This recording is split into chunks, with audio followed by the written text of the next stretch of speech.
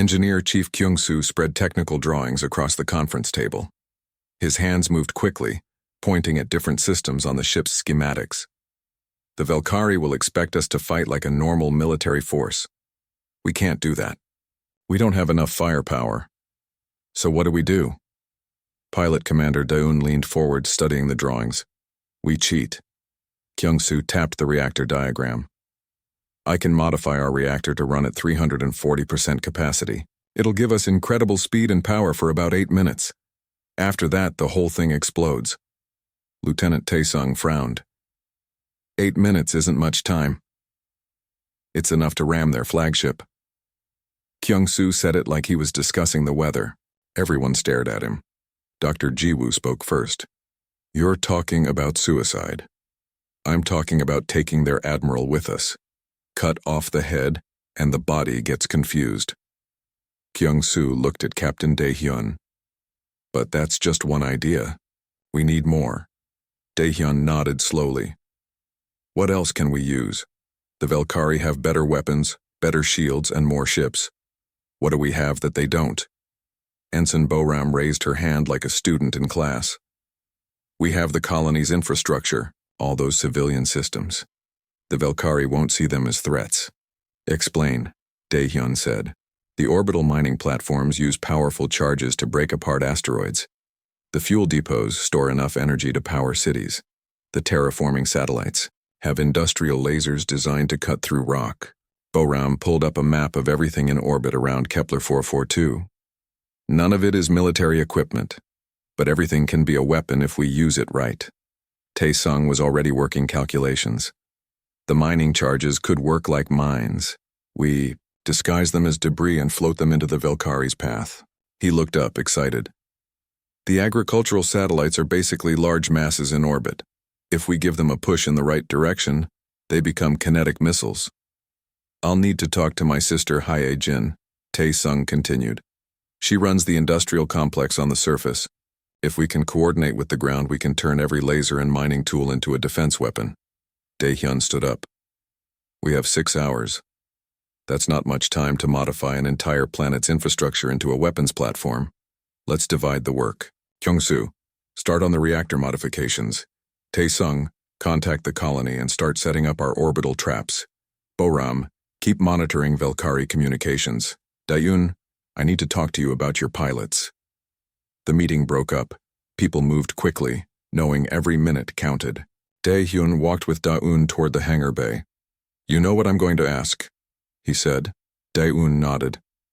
You want the civilian shuttles armed and ready to fight. The Valkyrie will focus on our capital ships. They won't pay much attention to small craft until it's too late. But I can't order civilians to fight. You won't have to. Daeun smiled sadly. They'll volunteer. These are colonists, Captain. They came out here knowing the risks. When they hear what the Valkyrie plan to do, they'll want to fight back. 2 hours passed. The Indomitable's engineering deck looked like organized chaos. Kyung-soo had half the reactor taken apart, rerouting power systems and bypassing safety controls. His engineering team worked without speaking, everyone focused on their tasks. A young man barely out of his teens worked alongside Kyung-soo. His name was Young Min, and he was technically just a mechanic's apprentice. But he had a gift for understanding machines. Chief, what if we use the construction drones? Young Min pointed at a storage bay filled with small repair robots. There are thousands of them. They're meant for building, but they have cutting torches and welding tools. Kyung-soo looked at the drones, then at Young Min. You're thinking of using them as weapons? The Valkyrie fighters are designed to fight other fighters. Big targets with predictable movements. But these drones are tiny, and there are so many of them. Young Min pulled up a control program. I can modify their software, make them swarm enemy ships like angry insects. Do it, Kyung-soo said immediately. And Young Min? That's brilliant. On the surface of Kepler 442, Hye-jin gathered the colony's industrial supervisors in the main control center. She was a small woman with graying hair, but she spoke with absolute authority. The Valkyrie are giving us 6 hours to surrender. They plan to work us to death in radiation-filled mines. My brother is in orbit right now, preparing to fight back with only 5 ships against 30. She looked around the room. We're going to help him. A supervisor named Gitai raised his hand. He was an older man in a wheelchair, his legs lost during Earth's resource wars decades ago. What do you need from us?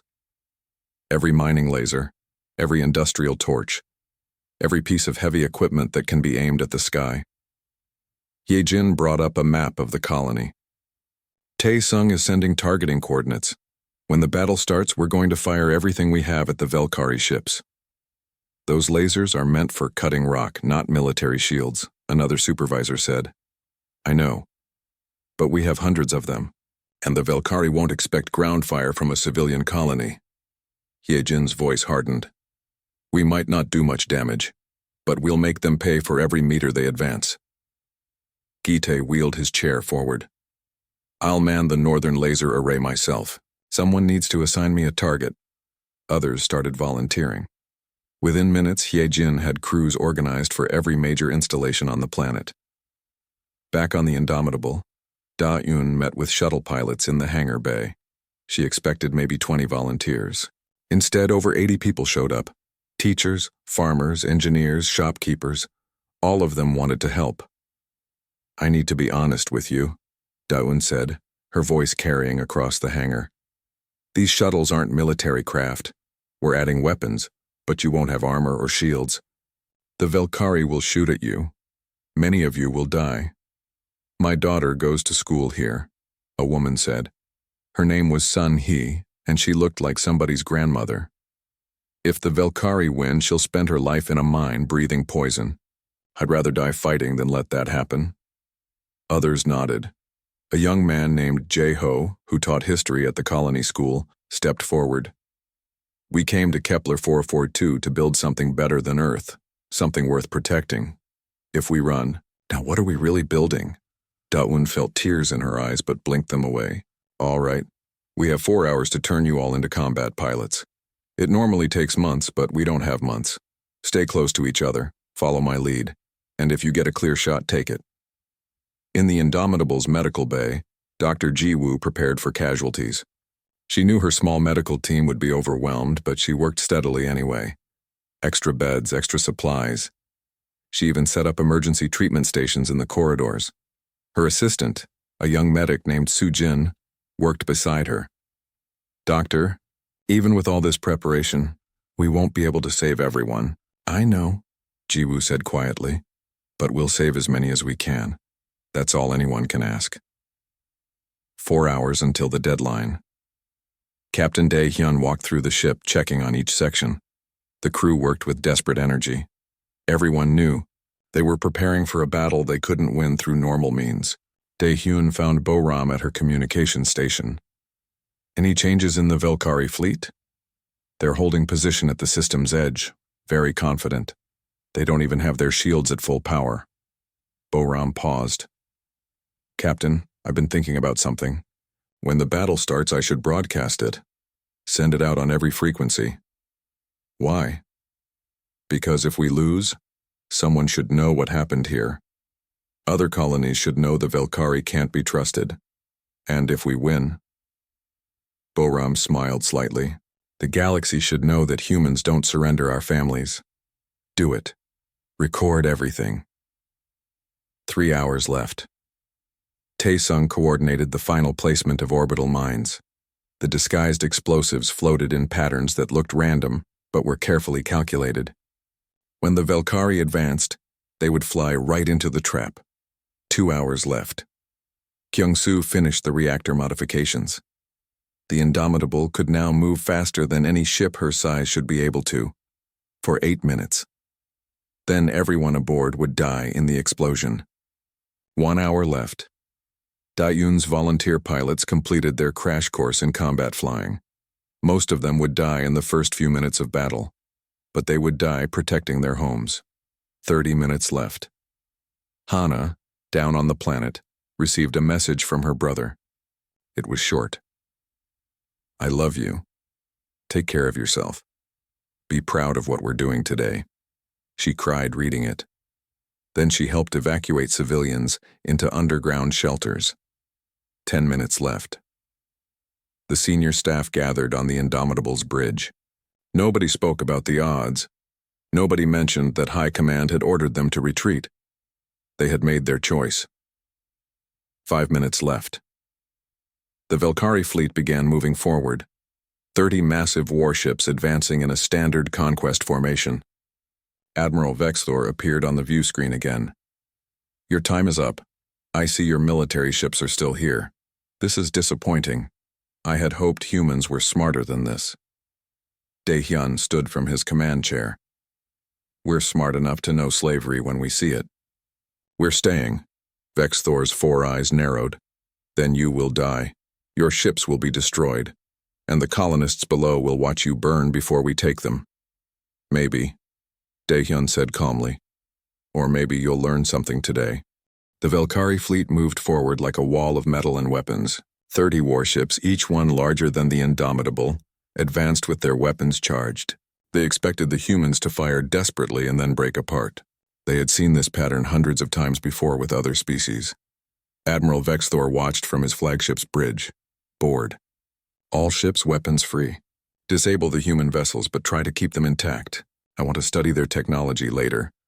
Then Captain Dae-hyun gave an order that confused every Velkari tactical officer. "All ships fire all missiles. Full spread, empty every magazine." The 5 human ships launched everything they had in 30 seconds. Hundreds of missiles streaked toward the Velkari fleet. Vexthor actually laughed. "They've panicked. They're wasting all their ammunition at once. This is pathetic." He turned to his weapons officer. "Point defense will handle those easily." But the missiles didn't aim for the Velkari ships. Instead, they detonated halfway between the 2 fleets. Massive electromagnetic pulses rippled through space, washing over the forward Velkari vessels. Warning lights blazed across Velkari bridges. Shields flickered and died on 12 ships. The EMP bursts had overloaded their defensive systems. For 45 seconds, those ships were vulnerable. Lieutenant Tae-sung's fingers danced across his tactical console, detonating orbital mines. Now. The debris scattered throughout the Velkari's path exploded. 3 Velkari destroyers vanished in balls of fire. A cruiser lost its entire portside, spinning out of control. Another destroyer's engines exploded, sending the ship tumbling away. What was that? Vexthor stood up, his 4 eyes wide. "Where did those mines come from?" His tactical officer checked the sensors. They were disguised as industrial equipment. "Civilian mining charges, Admiral. We didn't recognize them as weapons." "They're using civilian equipment? Against a Velkari fleet?" Vexthor felt something he hadn't experienced in many years. Uncertainty. On the Indomitable's bridge, Dae-hyun allowed himself a small smile. Phase 2. Dukyun, launch your squadron. From the 5 human ships and from the colony itself, 83 small shuttles and civilian craft roared into space. They were cargo haulers, medical transports, and family shuttles. Someone had welded missile pods and mining lasers onto their hulls. They looked ridiculous. They were also terrifyingly effective. Pilot Commander Da-yoon led the formation, her voice calm on the communication channel. "Remember your training. Stay close. Protect each other. And make every shot count." The Velkari fighters moved to intercept. Their pilots were professionals trained for years. They expected an easy victory against civilian craft. They were wrong. Da-yoon's squadron didn't fly in military formations. They flew like a school of fish, weaving and turning in patterns no military pilot would use. The Velkari targeting computers couldn't predict their movements because there was no pattern to predict.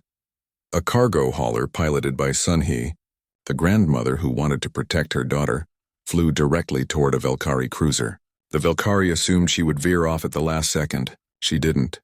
Sun-hee's last transmission was a song, an old Korean folk song her grandmother had taught her.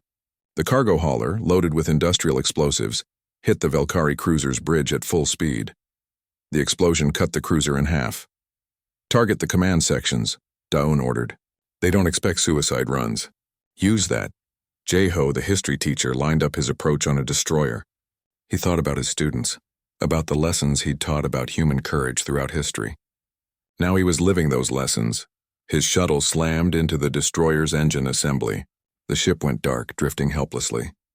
The Velkari fleet was in chaos. Commander Rathol, Vexthor's second-in-command, watched in horror as civilian shuttles destroyed military vessels. This isn't how warfare works. They're throwing their lives away. And it's working, Vexthor said quietly. He pressed a button. All ships full defensive fire. Kill every shuttle. The Velkari unleashed their point defense systems. Streams of energy weapons filled space. Shuttles exploded in dozens. Dawn watched her squadron shrink from 83 craft to 60, then to 40, then to 20. But they kept coming. Then Young Min's construction drones activated. Thousands of small robots, each no bigger than a microwave, swarmed from the human ships. The Velkari had ignored them, thinking they were just debris or escape pods. The drones descended on Velkari fighters like insects. They were too small for the fighters' weapons to target effectively. When they reached the fighters, they used their cutting torches and welding tools. A Velkari pilot screamed as his cockpit canopy shattered under a dozen cutting beams. Another fighter lost its engines when drones welded themselves into the exhaust ports. A third fighter spun wildly as drones cut through its control surfaces. "This is madness," Rathel said. "They're using construction equipment as weapons, mining charges as bombs, civilian shuttles as missiles. This isn't military strategy." "No," Vexthor said slowly. "It's desperation. And it's working." On the planet's surface, Hyejin gave the order. All industrial lasers commence firing. Hundreds of beams lanced up from Kepler 442. These were tools meant to cut through mountains for mining and reshape terrain for farming. Now they aimed at the Velkari fleet. The first beams were shot down by Velkari point defense, but there were too many. One beam penetrated a Velkari cruiser's hull, cutting through 3 decks before exiting the other side. Another beam hit a destroyer's fuel reserves. The explosion was visible from orbit. Jite, the retired soldier in his wheelchair, manned a laser array in the northern hemisphere. He had fought in Earth's resource wars and lost his legs defending his home. Now he had a new home to defend. "Come on," he muttered, adjusting his aim. "Come on, you alien bastards." His beam caught a Velkari cruiser as it turned. The laser burned through the ship's thinner side armor. Secondary explosions rippled along the vessel's length. It broke into 3 pieces. Gitai allowed himself a grim smile. Then a Velkari plasma bolt hit his station. He died instantly, but his laser array kept firing for another 20 seconds before the power systems failed. The Indomitable shook under repeated hits. Warning lights blazed across the bridge. Daehyun held onto his chair as the ship bucked and twisted. "Multiple hull breaches," Lieutenant Tae-sung reported. "Decks 4, 6, and 9 are open to space. We've lost the port weapon batteries." In the medical bay, Dr. Jiwoo worked in a section that had lost pressure. She wore an emergency suit, her medical team around her. They treated wounded crew members in vacuum, using whatever tools still worked. A young ensign, his leg crushed by falling debris, looked up at Jiwoo. "Are we winning?" Jiwoo checked his vitals while sealing the wound. "We're still fighting. That's what matters." The UES Defiant, one of the 5 human ships, took a direct hit to its reactor. The ship exploded so quickly that no one aboard had time to scream. 800 crew members gone in an instant. The UES Valiant lost all power after a Velkari plasma lance tore through its engine room. The ship went dark, drifting through the battle, but the Velkari were suffering too. They had lost 14 ships. 14 ships against 5 human vessels and civilian equipment. It should have been impossible. Admiral Vexthor stared at the tactical display, trying to understand. "How are they doing this? We have superior weapons, superior shields, superior numbers. How are they still fighting?" Commander Rathel had no answer. On the Indomitable's bridge, Ensign Boram broadcast everything. She sent video, audio, and data on every frequency she could access. She spoke in every language the translator could manage. "To anyone who can hear this, this is Ensign Boram of the human vessel Indomitable. We are fighting the Velkari Empire at Kepler 442. They threatened our families. They threatened our children. So we're showing them what humans do when you threaten the ones we love. We fight, we keep fighting, and we never surrender." The message spread across the galaxy. Other ships heard it. Other species heard it. Some were inspired. Some were terrified. All of them remembered. Lieutenant Tae-sung checked his tactical display. "Captain, the Velkari are repositioning. They're moving into bombardment formation. They're going to fire on the planet itself." Daehyun felt ice in his stomach. If the Velkari started hitting the colony directly, everyone in the shelters would die. Hana would die. He looked at Engineer Chief Kyung-soo, who nodded. The reactor modifications were complete. They had their suicide weapon ready. All ships, this is Indomitable, were executing final approach. Cover us. The remaining human ships and Daeun's surviving shuttles moved to screen the Indomitable. They knew what Daehyun was planning. They knew he was about to ram the Velkari flagship. Kyung-soo activated the modified reactor. Power surged through the Indomitable like lightning through wire. The ship's engines screamed, pushing beyond every safety limit. The cruiser accelerated, faster and faster. Trailing atmosphere and debris from its wounds, the Indomitable became a missile aimed at one target: the Eternal Dominion. Admiral Vex Thor's flagship. "Captain, they're trying to ram us," Rathel shouted. "We need to move," Vex Thor tried. He ordered evasive maneuvers. But the Eternal Dominion was massive, and the Indomitable was already too close. Commander Rathel stared at the empty space where the Eternal Dominion had been moments before. His admiral was dead, the flagship was gone, and the primitive human ship had taken it with them in a suicide attack. "This can't be happening," he whispered. "We are Velkari. We don't lose to inferior species." His communication officer's voice shook. "Sir, the other human ships are still fighting, and we're still taking fire from the planet's surface." Rathel moved to the command chair of his heavy cruiser, the subjugator. He was in charge now. The Velkari had lost 15 ships, including their flagship, against 5 human vessels and civilian equipment. The numbers made no sense. "All ships maintain formation. Continue the attack." Rathel tried to sound confident, but his crew heard the uncertainty in his voice.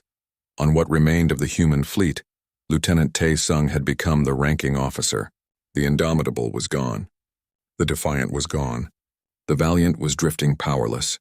That left only 2 functional ships and a handful of shuttles. Tae-sung looked at the tactical display through smoke and sparks. Half the bridge systems were offline. Bodies of crew members lay in the corridors. But they were still fighting.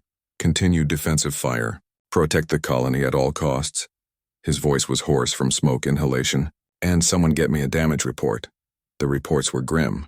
One of the 2 remaining ships, the UES Courage, had lost most of its weapons. The UES Determination was in better shape, but running low on ammunition. Of Daeun's original 83 shuttle pilots, only 9 remained alive. On the surface, Hana emerged from the shelter where she'd been hiding with other civilians. The evacuation order had been lifted temporarily because they needed every hand to operate the surface weapons. She ran to the nearest industrial laser array, the one her brother's tactical officer had designated as Position 17. An engineer was slumped over the controls, killed by a Velkari strike that had hit nearby. Hana pulled the engineer's body aside gently and took the controls. She was a xenobiologist, not a soldier, but her brother had died defending this colony. The least she could do was help aim a laser. "Targeting system online," she said into the communication channel. "Position 17 ready to fire." Hee-jin's voice came back. "Confirmed, Position 17. Designated target is the Velkari cruiser at coordinates 479. Hana adjusted the industrial laser and pressed the firing button. The beam lanced into space, joining hundreds of others. Most were deflected by Velkari shields, but some got through. Young Min worked frantically in what was left of the Courage's drone control center. Most of his construction drones were destroyed, but he still had several hundred operational. He reprogrammed them for a new task. "If the big weapons won't work, we'll go small," he muttered. His fingers flew across the keyboard. "These drones can carry small explosive charges. Not much, but enough." He launched the remaining drones toward the Velkari fleet. This time, instead of attacking fighters, they aimed for the capital ship's sensor arrays and communication dishes. Individually, each drone did minimal damage. Together, they blinded Velkari ships. A Velkari destroyer tried to target the Valiant, the powerless human ship drifting nearby, but its sensors were covered with small drones, cutting and burning. The destroyer's weapons officer fired blind, missing by kilometers. Commander Rathel watched the battle deteriorate. "Why won't they surrender? They've lost. This is pointless resistance." His tactical officer pulled up the human communications. "Sir, they're still broadcasting. That ensign on one of their ships is sending messages to the whole galaxy." "What is she saying?" The officer played Boram's latest transmission. Her voice was strained but steady.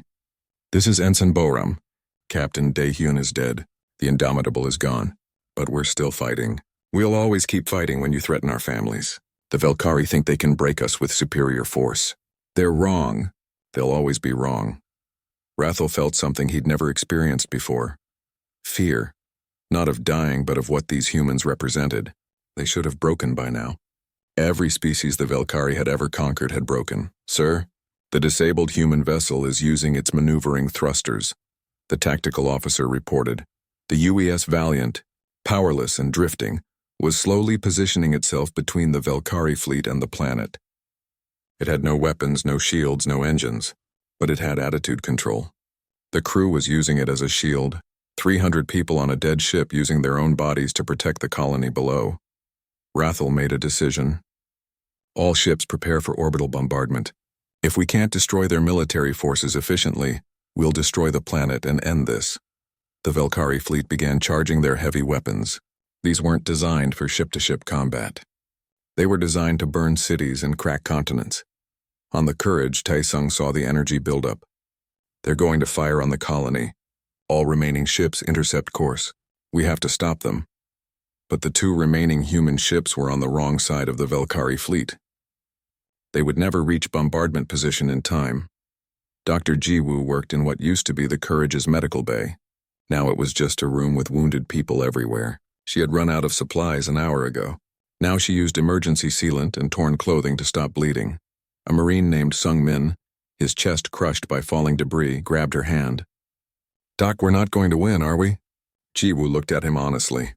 "I don't know. But your sacrifice means 80,000 people might live. That's worth something," Sung Min smiled weakly. "My parents always said I'd do something important someday." He coughed, blood on his lips. Guess they were right. He died holding her hand. Jiwoo closed his eyes and moved to the next patient. There was always another patient. On Kepler 442, colonists watched the sky. They knew the Velkari were about to fire. Parents held their children. Old people sat quietly thinking of the lives they'd lived. Young people cried thinking of the lives they'd never have. Hana stayed at her laser array, still firing. If she was going to die, she would die fighting like her brother had. Then Ensign Boram's voice filled every communication channel, human and Velkari alike. "To any human ships in range. This is Ensign Boram at Kepler 442. We are under attack by the Velkari Empire. They are preparing to bombard civilian targets. If you can hear this, we need help. We need help now." 17 light hours away, 6 human battle groups received the transmission. They had been racing toward Kepler 442 for 16 hours, ever since they heard about the Velkari attack. Admiral Sung Ho stood on the bridge of the UES Retribution, watching the countdown timer. 17 hours and 42 minutes since Boram's first broadcast. They were still 8 minutes away at maximum speed. "We're not going to make it in time," his tactical officer said. Sung Ho looked at the navigation display. Standard jump procedures required careful calculation. You had to account for gravitational fields, stellar radiation, and a dozen other factors. Jumping into a system during active combat was considered impossible because of the interference. "Calculate a blind jump directly into the combat zone," Sung Ho ordered. Every officer on the bridge turned to stare at him. His navigator found her voice first. "Sir, that's suicide. The gravitational interference alone will tear us apart. And if we miscalculate by even a fraction, we could jump into a planet or a ship or—" "I heard the broadcasts," Sung Ho interrupted. "I heard Captain Dae-hyun sacrifice his ship. I heard those shuttle pilots singing as they died. I heard that ensign still broadcasting while her ship falls apart around her." He looked at his crew. "They bought us time with their lives. I will not waste it by following safe procedures." He pressed the communication button. "All ships in the battle group. We are making an emergency blind jump directly into Kepler 442 combat zone. This is extremely dangerous. Anyone who wants to object can do so now." Silence on the channel. Then one by one 6 ship captains responded. "Retribution, this is the Vengeance. We're with you. Retribution, this is the Fury, ready to jump. Retribution, this is the Storm. Let's go save our people." One by one, all 6 capital ships and their escort vessels confirmed. Nearly 4,000 people willing to risk instant death on a dangerous jump. Sung Ho nodded. "Execute jump in 3, 2, 1, jump." Reality tore apart as 6 battle groups ripped through space. The jump should have been impossible. 3 ships nearly came apart from the gravitational stress, but they held together through luck or determination or both. At Kepler 442, the Velkari were seconds away from firing on the planet. Commander Rathel watched the countdown, trying not to think about what he was about to do. Killing warriors was one thing. Burning cities full of civilians was another. Then space itself split open. 6 human battle groups appeared directly in the combat zone, their weapons already hot and firing. The UES Retribution materialized between the Velkari fleet and the planet, shields blazing as it absorbed the bombardment meant for the colony below. Admiral Sung Ho's voice boomed across every channel. "This is Admiral Sung Ho of the Human Defense Fleet. You threatened our people. You threatened our families. Now you deal with us." The fresh human ships tore into the Velkari fleet. These weren't damaged vessels held together by determination. These were fully armed warships with crews who had spent 17 hours getting angrier with every. The debris field around Kepler 442 stretched for thousands of kilometers. Pieces of Velkari warships floated alongside human vessels. Bodies drifted in the void, both alien and human. The battle was over, but the cost was everywhere you looked. Admiral Sung Ho walked through the Courage's damaged corridors. The ship was barely functional, held together by emergency patches and desperate engineering. He found Lieutenant Tae-sung on the bridge staring at a blank tactical display. "Lieutenant, I need your report." Tae-sung looked up, his eyes hollow. "We lost the Indomitable with all hands. Captain Dae-hyun and 800 crew members. The Defiant exploded early in the battle. Another 800 dead. The Valiant is a drifting wreck. Most of her crew survived, but the ship will never fly again." He paused, his voice breaking. "Of the 83 civilian volunteers who flew shuttles, 74 are dead. Pilot Commander Da-yoon survived with 8 others. On the surface, we lost 2,000 colonists to bombardment before you arrived. And the casualties list is still growing." Sung Ho sat down heavily. 6,847 people. That's the current count. Against 30 Velkari warships, and we destroyed 26 of them. He shook his head. "The mathematics don't support this. You shouldn't have survived." "We didn't plan to survive, sir. We planned to fight long enough for you to arrive." Tae-sung pulled up the tactical recordings. Captain Dae-hyun knew from the start this was suicide. But he also knew we had to buy time. Time for you to get here. Time for the colonists to prepare shelters. Time for the galaxy to see what was happening. Sung Ho watched the recordings. He saw the Indomitable's desperate charge. He saw civilian shuttles ramming warships. He saw construction drones swarming fighters. He saw industrial lasers firing from the surface. This is insane. This is beautiful. This is the most human thing I've ever seen. Sung Ho stood up. "Lieutenant, you're receiving a field promotion to commander. Someone needs to write the official report, and it should be you." "Yes, sir. But first, I need to find my sister and her children. I need to know they're safe." "Go. That's an order." On the planet's surface, recovery teams moved through damaged sections of the colony. Hana worked alongside them, helping to pull survivors from collapsed buildings. Her hands were bloody and her clothes were torn, but she kept working. A young girl, maybe 6 years old, sat on a piece of rubble crying. Hana sat down next to her. "What's your name?" "Minseo," the girl said between sobs. "My mommy went up in a shuttle to fight. She said she'd come back." Hana closed her eyes, knowing the truth. Most of the shuttle pilots hadn't returned. "Your mommy was very brave. She protected all of us. I want her back, I know. I lost my brother today, too. He was a captain on a big ship." Hana put her arm around Minseo. "But you know what? They didn't die for nothing. We're alive because of them. And we have to live in a way that makes their sacrifice mean something." Minseo leaned against Hana, and they cried together in the ruins. 2 days later, a memorial service was held in the colony's central square. 5,000 names were read aloud. Captain Dae-hyun, Pilot Commander Sun-hee, Warrant Officer Sung-min, Mechanic Young Min, who died when a power conduit exploded during the battle, Retired Soldier Gite, who manned a laser until the end. Each name took 3 seconds to read. The ceremony lasted over 4 hours. People stood in silence the entire time, listening to the roll call of heroes. Admiral Sung Ho gave the main eulogy. These people were not professional soldiers. Most of them were colonists, farmers, teachers, engineers. They came to Kepler 442 to build a better life, not to fight a war. But when the Velkari threatened their families, they fought anyway. He paused, looking at the crowd. They knew they would die. Captain Dae-hyun told his crew the odds. But they chose to fight because some things are worth more than survival. Family, home, freedom. These are worth dying for. Sung Ho gestured at the memorial wall, where the names were being carved into stone. The Velkari thought they could break us with superior force. They learned something today. You can have better weapons and more ships, but you'll never defeat people who fight for what they love. The crowd was silent for a moment. Then someone began clapping. Others joined in. Soon, 5,000 people were applauding the names on that wall. It wasn't a celebration. It was recognition.